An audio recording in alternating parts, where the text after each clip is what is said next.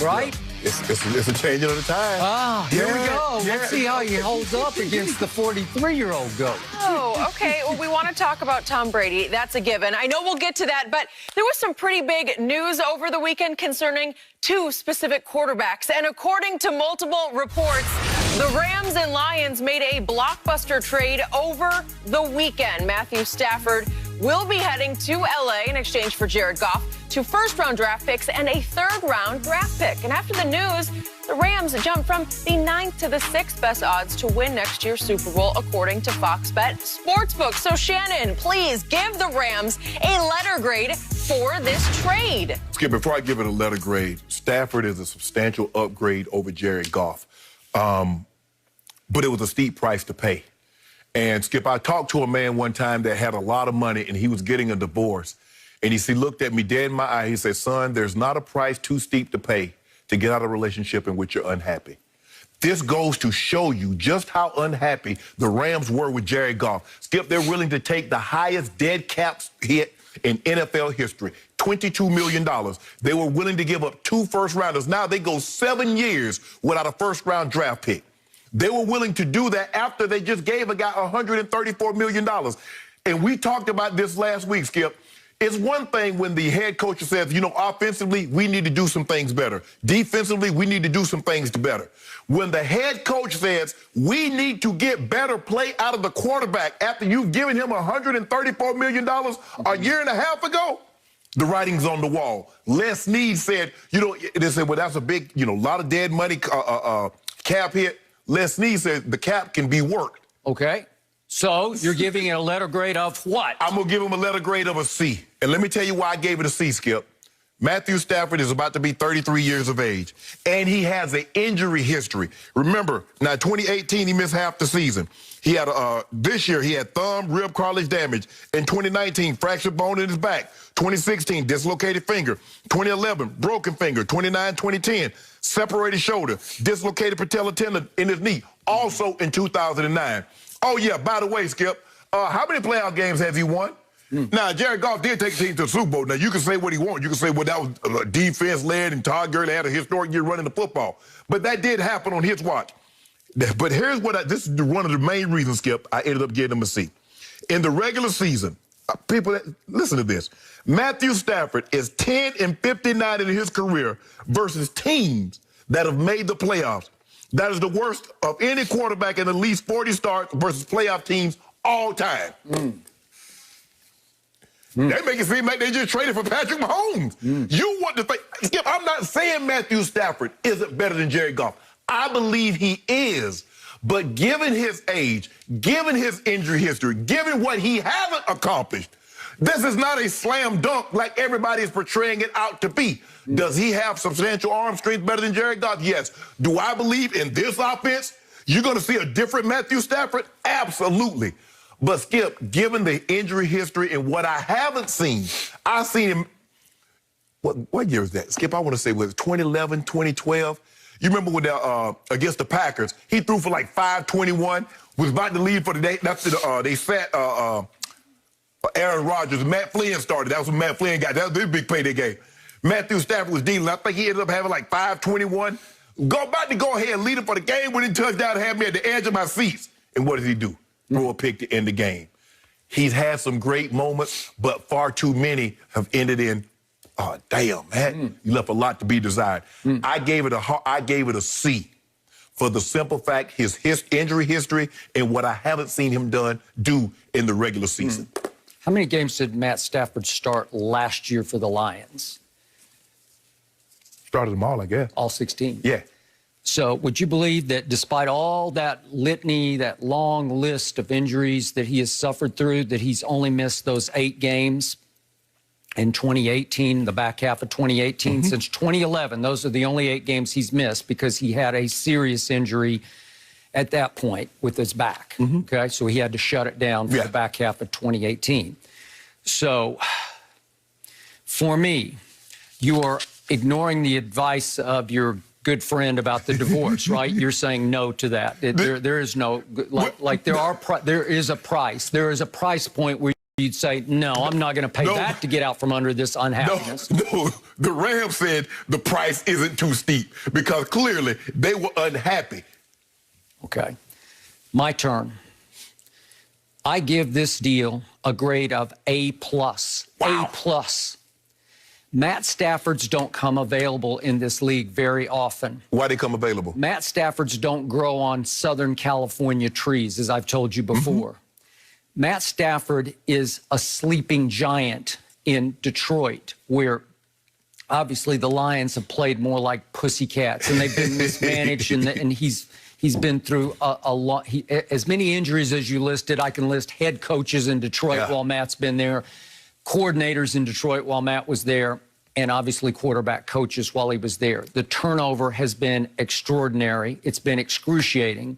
It's been painful for me to watch because I'm a fan of Matthew Stafford. I think he has superstar capability, and I believe he's going to have a career rebirth in Hollywood with the Rams at SoFi. Once upon a time, there was a great writer in this country named F. Scott Fitzgerald who wrote The Great Gatsby, and his point was there are no second acts in American life.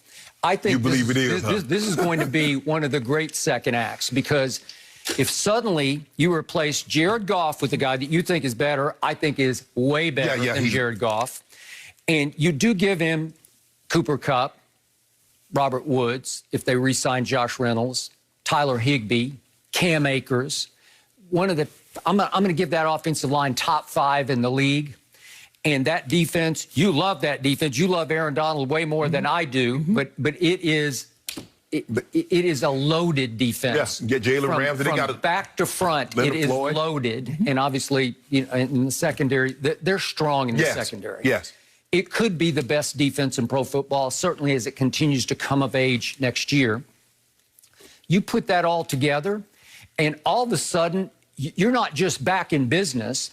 You're challenging Brady's Bucks next year to be the best team in the NFC. I believe Brady's Bucks will be the favorites, the preseason favorites, to win the NFC next year.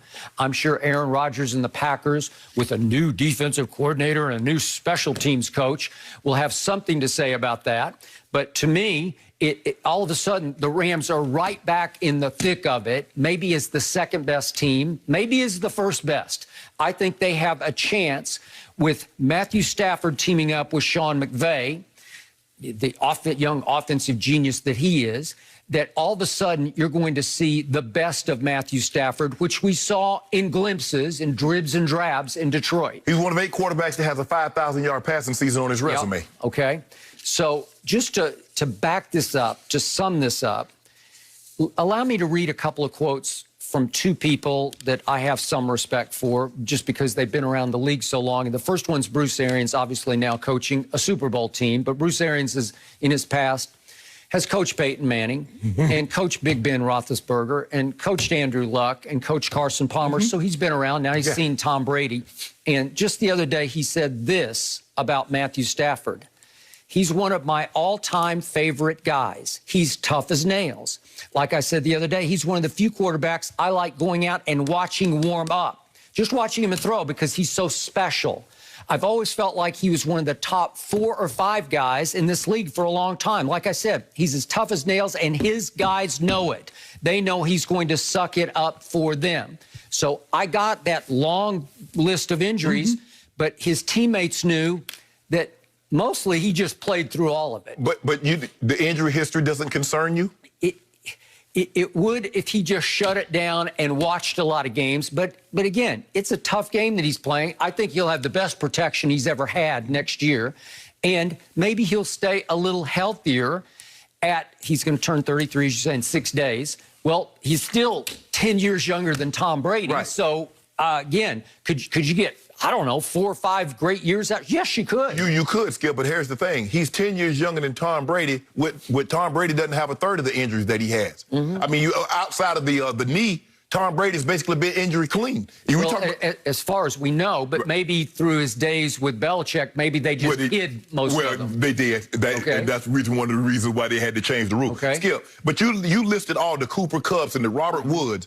He did play with Megatron. He did play with Roy Williams, who went to the Pro Bowl twice. He did play with Golden Tate. He had Marvin Jones. He had Reggie Bush. And those are reasons he had all those yards. Exactly. Yeah. So let's not make it seem like Matthew Stafford was devoid of talent when he was in Detroit. Because Megatron, he is never going to play with a receiver that's better than Megatron. Nope, I'll buy that. But that's why he shot up to number 16 on the all-time passing list in yards. Yes.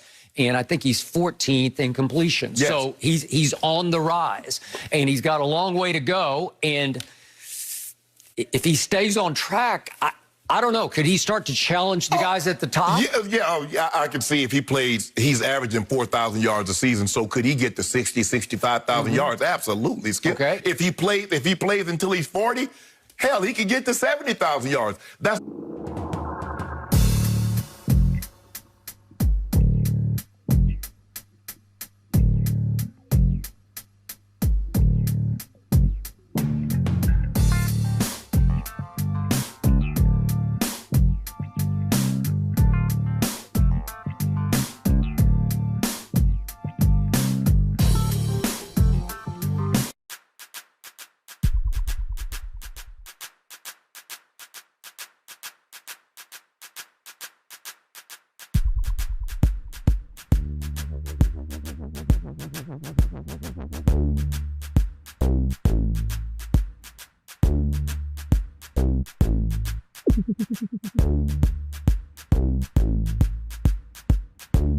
$134 million a year and a half ago.